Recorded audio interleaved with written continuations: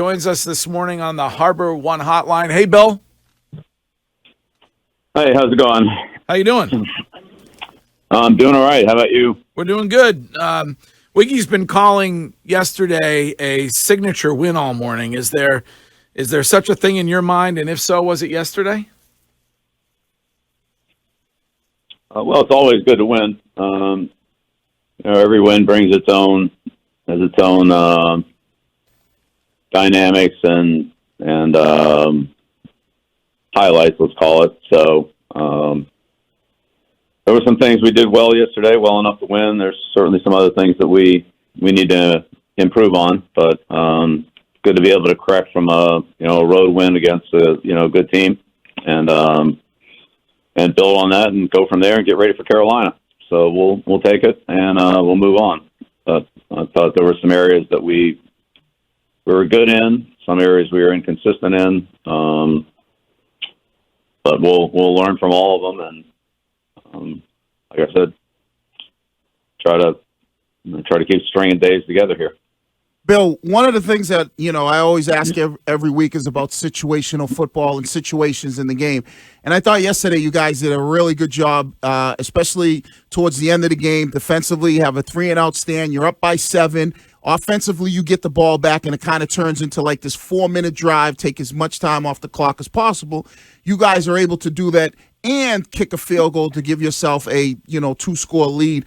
Just talk a little bit about that whole series and that situation and how it looked. The offense did a really good job in that situation. Well, yeah, there were certainly some good things in there. We had some good runs. That certainly helped us. We at the beginning of the drive, we had at the end of the play, we kind of got into a scrum there, and of course the 40-second clock doesn't reset, and so obviously I have to do a better job of coaching that, and so we used our third timeout and came back and ran a play action pass there to Jacoby, which was a big play for us, and then again, we had some good running plays. We got down to a good pass play to Nikhil, and then on the 3rd and 1, hit Jacoby on the rollout, and so all those plays kind of kept the drive going. And as you said, took enough time off the clock to once we got the 2-score lead to put us in a good position there to win. So that was a big drive. But we still made some mistakes along the way in that drive. Luckily, it worked out okay, but even in there, there's some things we need to do better. But we protected the ball, and we quite a bit of clock there, similar to the drive we had at the end of the earlier in the year. Several guys commented on it, but the late hit on Mack, I think David Andrews said it was a BS play. Would you agree? Yeah, well, it's the league certainly made a lot of protecting the players and player safety and all that, and protecting the quarterback. So I think you'd have to talk to the league and Ron Torbert about that one. Bill, when you see the game yesterday, and I think heading into the game, I think there's always a lot of things that people talk about, maybe what's potentially could be some of the obstacles in a game. You guys were able to go West Coast, play on the road against a good football team, come away with a win. What was kind of your message after the game to the team about their performance in a very difficult game on the road? I wouldn't call it a hostile environment because it seemed like there was more Pats fans there, but just the fact of trying to go to the West Coast and playing a good football team. Right. Well, as you know, Wiggy, there are challenges every year, and whatever the road games are, they are, and whatever circumstances they fall in. Night games or West Coast games or whatever it is, and every team deals with those. And when they come up, you've got to your team has to step up and meet those challenges, not only of the team but the circumstances around the game. So I thought we did a good job of handling that. We had a good week of focus and preparation. Again, wasn't perfect in the game for sure, but again, like you said, it was against a good team that had an extra week to prepare, and they were certainly ready to go. We saw that on their first drive, and which we expected. And I think really the message for us is, and we're all seeing it, is it's just one day at a time. Keep improving. We've certainly improved in a lot of areas over the first half of the season, and if we can continue to do that, then that'll bode well for us. And if we don't, if we just level off or trend down a little bit, I think we all know where that'll take us. So just collectively, all of us, players, coaches, everybody involved, just need to continue to believe in what we're doing, to try to do it better, to fix things that aren't as good as what they should be or could be, that are, I would say, relatively, they're fixable, let's put it that way. So, but it's up to us to fix them. Nobody's going to do it for us.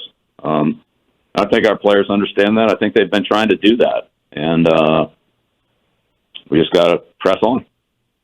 Bill, you have 3 opponents this year on your schedule that are coming off a bye, the most in the NFL. You've won the last 2 in a row, obviously, against the Jets and the Chargers. How does that impact, if at all, your preparation in those games? And what does it mean for your team to have 15 less rest days than your opponent in games this season?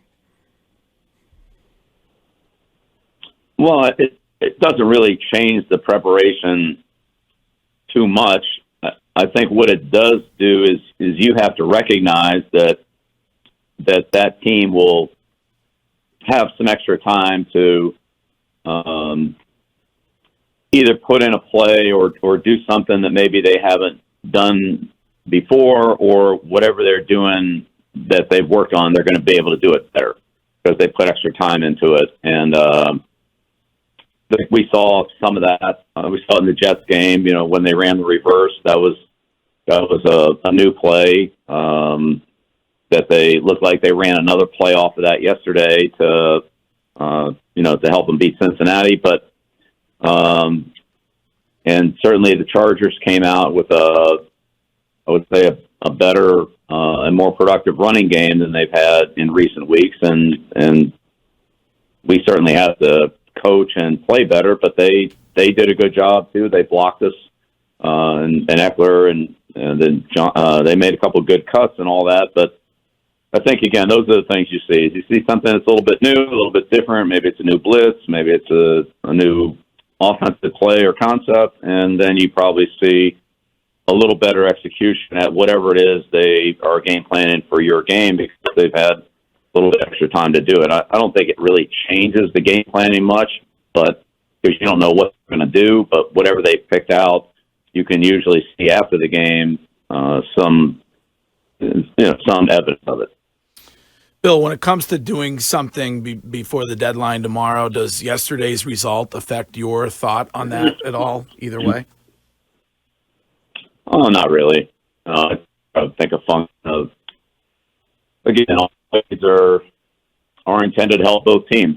So if there's something that works for us and works for somebody else, then that's a possibility. If it doesn't work for us, if it doesn't work for somebody else, then it's not going to happen. So we'll see what happens. It's a very unpredictable.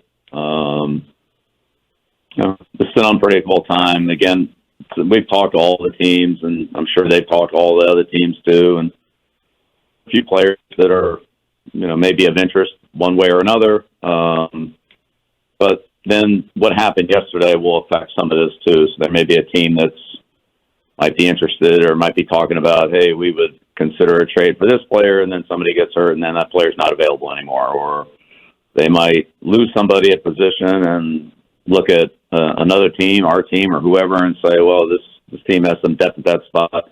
Let's see if they would be interested in a trade exchange.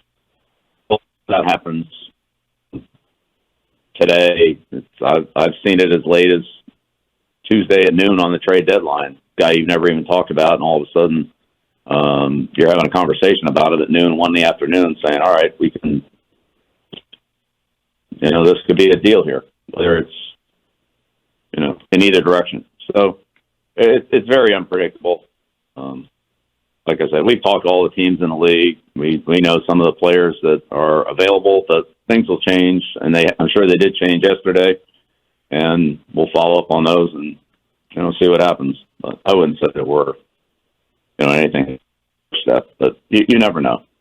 Well, I mean, without revealing too much, when it comes to something like that, are you looking at specific areas where, here's an area we can improve, or are you looking at this player is available and because he's available, we want to do something there?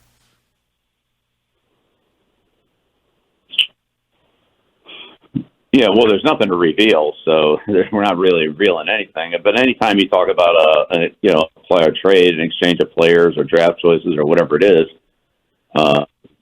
you look at the cost and you look at the value. And there's half a season left, so it's what it is.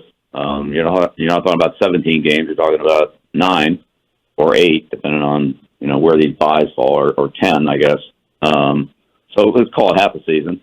And you're looking at salary and next year's contract and, your situation, their situation based on injuries and depth of the position and all that. And they're all very fluid. And then what's the cost? So there are some players that are available that the cost would be too high. There are other players that are available that maybe a team doesn't have that much interest in. You may have depth at a position that nobody else needs, or you might have depth at a position that more than one team is looking at. Again, you just have to kind of take it and that works for both teams. I would say there's a lot. So if around the league, there's 100 trades being talked about, there's probably 4 of them that'll be made. So it's, for me, I'm focused on the Carolina Panthers. If the personnel department comes and says, look, here's something we think we should consider, then we'll talk about it and go from there. But until that happens, I'm on Carolina, and we have a lot of work to do on them for sure. A quick question, Bill. Did you contemplate trading Wiggy at the deadline in 2001? Of course not. Wait until the season was over, and then we parted ways. Bill, one of the things I think a lot of people look at in the game is what's going on in the mind of Bill Belichick. There was a play yesterday in the game, the holding call that was kind of in the end zone on the Chargers, Justin Herbert, where you challenged that play. What was going on in your mind? What was the challenge for? What did you think happened, and what were you guys trying to challenge? Because they didn't really give us a good indication on what was going on. We didn't know if it was trying to challenge whether it was a holding in the end zone, possibly a safety. Yeah, well, that's exactly what I thought it was. So, I mean, obviously I made a mistake on that. I saw the play, and I saw the tackle 74 Norton hold Van Noy, and I thought it was close to the end zone. And when the play came on the replay, I thought he held him in the end zone. Kyle was maybe 2 yards deep in the end zone. He tried to full back towards the line of scrimmage, and Norton grabbed him, and I thought it was clearly in the end zone. They actually called the holding penalty, though. They actually called the holding penalty on Feeler, which was kind of an inline call, and that was, in looking at the film, I mean, that was holding too. But I thought it was a hold on Norton, and so I didn't get the number. Just loud. I didn't get the number. I should have been more detailed and found out that the holding was on who it was on. I thought it was on Norton, but it was on Feeler. Feeler clearly held on the 4-yard line, so there's no question about that. So, should Norton been called for holding? I mean, I don't know. He wasn't, so I guess not. But that was really a mistake on my part. And the play came up again fairly quickly, and I thought it would be a significant play if it was a safety. But it was it was a mistake. It was a wasted challenge. No, at least we now know what was going through the mind of Bill Belichick. That's what it was. Yeah, that's what it was. It was. All right. It was what I thought the penalty and what the penalty actually was were two different things, and so it's I got to do a better job on that. But I didn't want to miss the opportunity to challenge a play that I thought would have had a big impact on the game. As it turned out, they got first down and AP got the interception, so all is well that ends well. But that's the next time that probably would not work out in our favor. Just playing the odds. You celebrate that win with another cold beer? With a good night's sleep. We're we watched the film last night, and the players are working out this morning. We're gonna have a short meeting here this morning, and then head back, and we'll be grinding on Carolina all day. And again, that's a team we don't know very well. And coaching changed since the last time we played them. Coach Will's got a whole,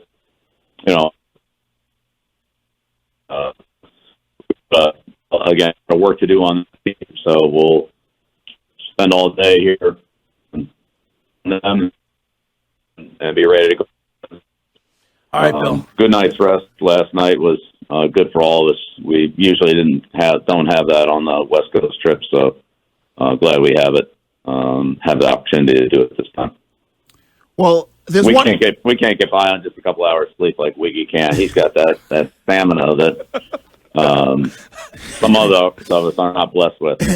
Well, I remember some coach telling me, say, don't let your night job affect your day job. So there's one guy down there in Carolina that you guys might know well. We're number 9, had a pretty good game against Atlanta. So you do a little research on him. Yeah, well, a lot of good players, and they're a well-balanced team. Offense, defense, special teams. So we'll have to be ready for every stability and as I said a couple of weeks ago. So we'll have to do a good job against everybody. But again, playing against players or coaches that have been on this team before are coming from the other team again. It's pretty much every week. So it is what it is. All right, Bill. Great to talk to you, and safe trip back, and we'll enjoy talking to you next Monday. Yeah, sounds good, Greg. Before we sign off, just want to say to all our fans out there who are mostly Red Sox fans, I'm sure how much we're all gonna are saddened by Jerry's passing, and how much he meant to all of us, the connection he was to the Red Sox, and his voice in the game, and I'm not sure that it was to the fans, and it meant so much to Boston sports as a player, and as an announcer, and his commentary on the game and insight into the game. Just we'll all miss him, and I know our fans are Jerry, Remy, and Red Sox fans too. So our sympathy goes out to the Remy family, and just want to express my and all of our appreciation for all that he did to make Boston sports enjoyable and exciting, for all of us. So we'll certainly miss him. All right, Bill. Well said. Thank you very much, and we'll talk to you again coming up on Monday. All right. Sounds good, Greg. Wiggy, have a good one. All right. Later. All right. There he is, Bill Belichick.